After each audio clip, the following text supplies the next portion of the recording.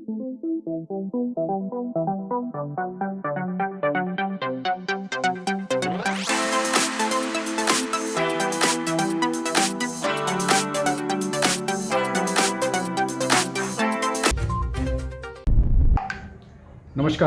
मैं हूं विनोद कुमार शुक्ला।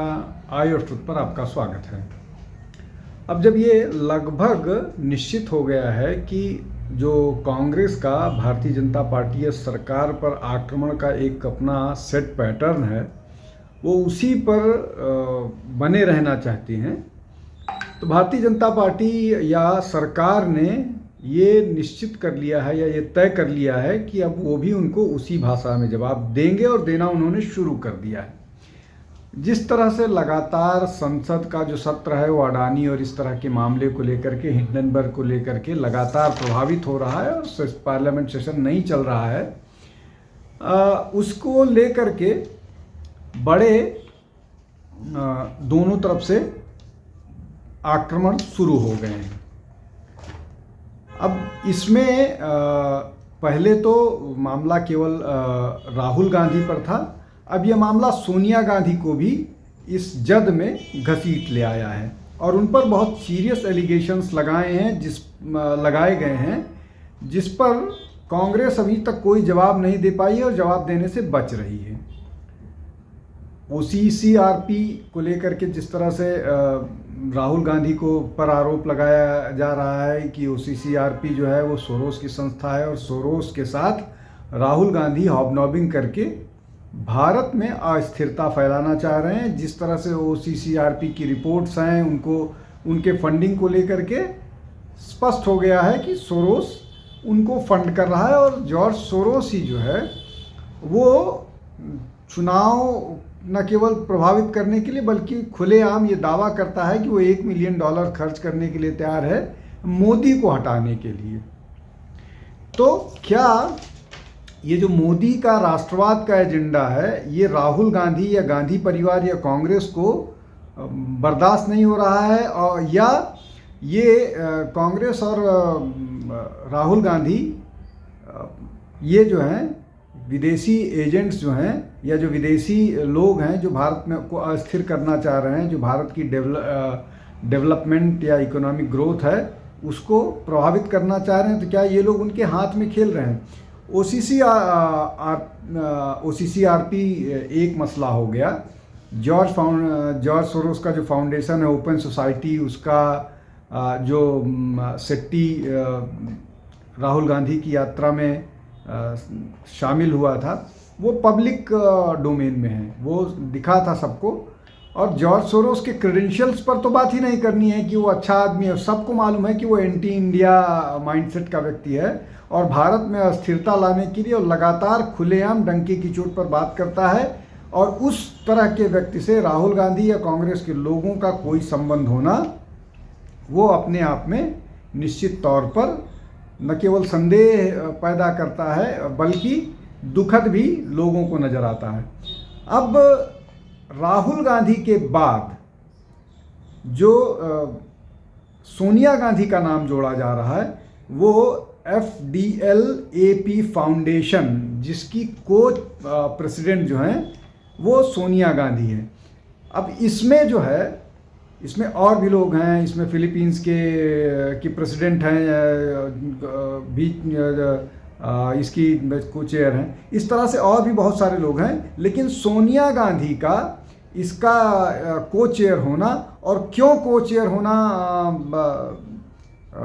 भारत के इंटरेस्ट के खिलाफ है, वो ये कि ये जो FDL और AP फाउंडेशन है ये जम्मू और कश्मीर को इंडिपेंडेंट नेशन मानता है। वो भारत के साथ नहीं, भारत के से अलग मानता है। तो अब जब इस तरह की बात आएगी तो निश्चित तौर पर प्रश्न उठेगा, और क्या राहुल गांधी को, सोनिया गांधी को और कांग्रेस को इस बात की जानकारी नहीं है कि ये जो FDL-AP फाउंडेशन है इसका क्या मोटिव है, इसका क्या एजेंडा है और वो किस तरह के काम में इन्वॉल्व है, किस तरह के नैरेटिव में इन्वॉल्व है, किस तरह के नहीं।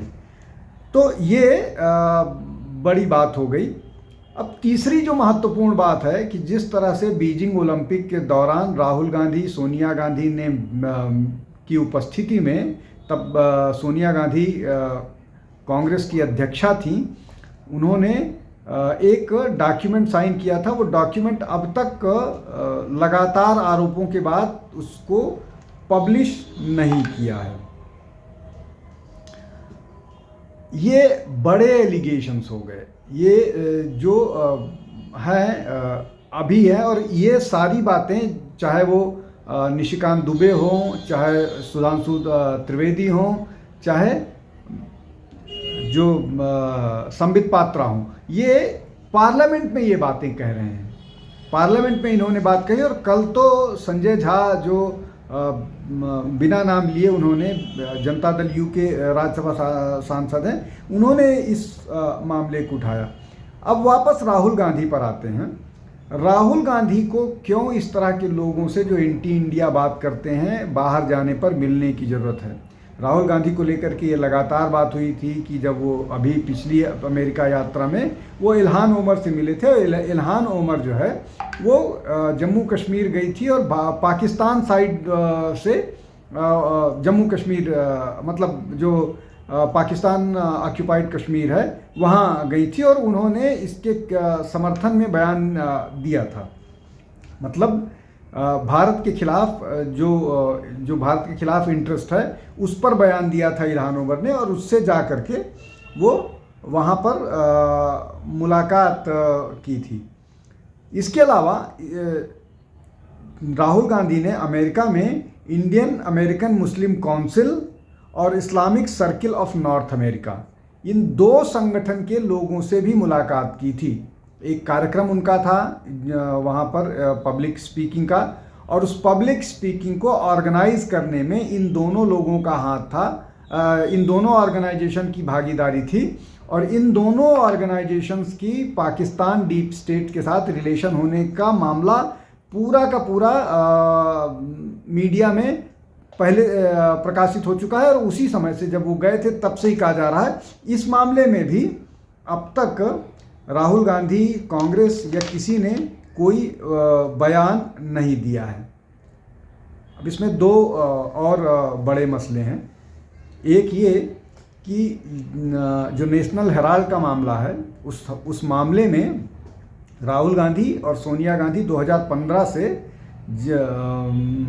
जमानत पर हैं, और वो अब मामला फिर एक बार खुलने वाला है। इसके अलावा बोफोर्स का मामला, ऑगस्टा वेस्टलैंड का मामला भी एक बार खुलने वाला है। अभी प्रधानमंत्री जब अपनी इटली यात्रा पर थे तो वो वहाँ से कुछ डॉक्यूमेंट्स भी लेकर के आए हैं, जो विशेष रूप से ऑगस्टा वेस्टलैंड का मामला है। उसके अलावा अमेरिका के एक जो व्यक्ति हैं जो बोफोर्स मामले में जिनकी है, उन्होंने सहमति अपनी दे दी है कि वो बोफोर्स मामले में कुछ बात कहना चाहते हैं, और भारत सीबीआई ने अमेरिका में इस बात की रिक्वेस्ट की है कि उन्हें उस व्यक्ति से मिलने दिया जाए।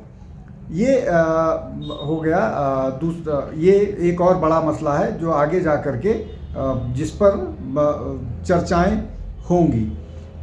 अब जो हिंडनबर्ग को लेकर के राहुल गांधी लगातार आक्रामक रहे हैं, उसमें नरेंद्र मोदी को कोसते रहे हैं, तो केनिया ने अडानी की एक डील को कैंसिल कर दिया, और वो डील जो है वो मिल गई है चाइनीज़ कंपनी को।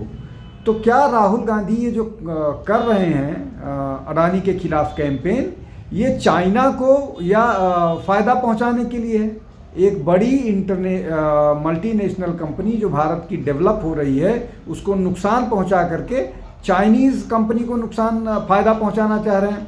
हाइफा में जो डील हुई है वो भी अडानी ने चाइनीज़ कंपनी को पछाड़ करके हासिल की थी, और तब से ही बवाल शुरू हो गया है उस पूरे इलाके में, और हाइफा पोर्ट को डेवलप करने का काम रुका हुआ है।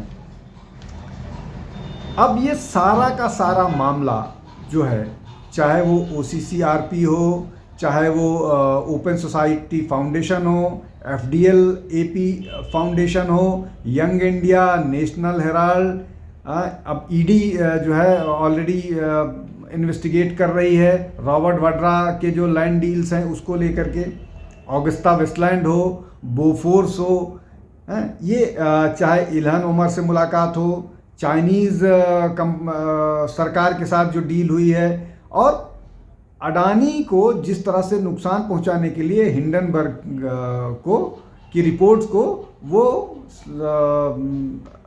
सब कुछ मानने के लिए तैयार हैं। इंडियन अमेरिकन मुस्लिम काउंसिल के साथ, Islamic circle of North America के साथ, इन सारे ऑर्गेनाइजेशंस के साथ जो कांग्रेस के नेताओं की हॉबनॉबिंग है, ये एक के बाद एक सामने आ गई है और इसका जवाब उनको देना पड़ेगा।